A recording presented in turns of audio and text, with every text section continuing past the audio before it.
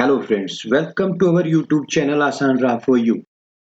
ओम नमो भगवते वासुदेवाय नमः। नमस्कार दोस्तों, आप सभी पर भगवान श्री हरि की कृपा हमेशा बनी रहे। दोस्तों, साल में कुछ ऐसे विशेष मुहूर्त या दिन निर्धारित हैं जिन्हें अबूझ मुहूर्त माना जाता है। अर्थात इस विशेष दिनों में बिना पंचांग देखे आप शुभ कार्य कर सकते हैं। इन्हीं में से एक है अक्षय तृतीया का दिन। दोस्तों, अक्षय तृतीया एक स्वयं सिद्ध मुहूर्त है। इस दिन व्रत, उपवास, खरीदारी और शुभ व मांगलिक कार्यों को करने का फल अनंत और अक्षय होता है। तो आइए सुनते हैं अक्षय तृतीया की कल्याणकारी व्रत कथा के बारे में। दोस्तों, पौराणिक कथा अनुसार प्राचीन काल में धर्मदास नामक एक वैश्य था। धर्मदास अपने परिवार के साथ एक छोटे से गांव में रहता था। वह बहुत गरीब था, जिस कारण वह हमेशा अपने परिवार के भरण पोषण के लिए चिंतित रहता था। दोस्तों, उसके परिवार में कई सदस्य थे।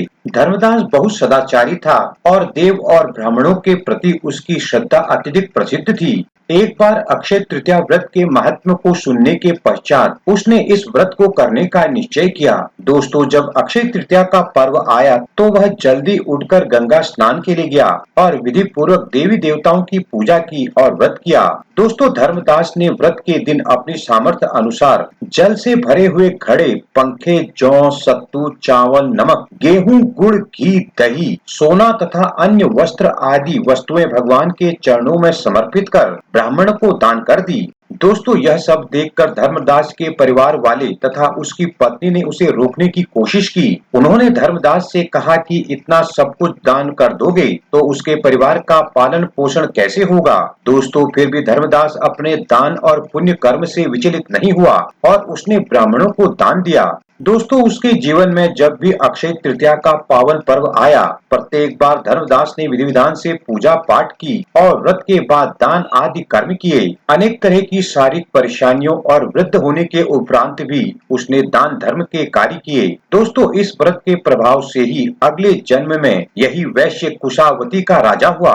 दोस्तों, मान्यता है कि अक्षय तृतीया के दिन किए गए दान पुण्य व पूजन के कारण वह अगले जन्म में बहुत धनी और प्रतापी राजा बना। वह इतना धनी और प्रतापी राजा था कि त्रिदेव तक उसके दरबार में अक्षय तृतीया के दिन ब्राह्मण का वेश धारण करके उसके महायज्ञ में शामिल होते थे। दोस्तों, अपनी श्रद्धा और भक्ति का उसे कभी भी घमंड नहीं हुआ। वही प्रतापी राजा महान एवं वैभवशाली होने के बावजूद भी धर्म मार्ग से कभी भी विचलित नहीं हुआ। माना जाता है कि यही राजा आगे चलकर भारत के प्रसिद्ध सम्राट चंद्रगुप्त के रूप में पैदा हुए थे। दोस्तों, कहते हैं कि आज ही के दिन जो भी अक्षय तृतीया की कथा का महत्व सुनता है और विधि विधान से पूजा व दान आदि करता है तो उसे अक्षय पुण्य एवं यश की प्राप्ति होती है। जय श्री हरि। दोस्तों, आपको ये वीडियो और जानकारी कैसी लगी हमें कमेंट करके जरूर बताएं। वीडियो को ज्यादा से ज्यादा लाइक शेयर करें और इसी तरह की वीडियो के लिए हमारे चैनल को अभी सब्सक्राइब कर बेल आइकन को भी प्रेस करें ताकि आगे आने वाली वीडियोज की नोटिफिकेशन आपको सबसे पहले मिल सके।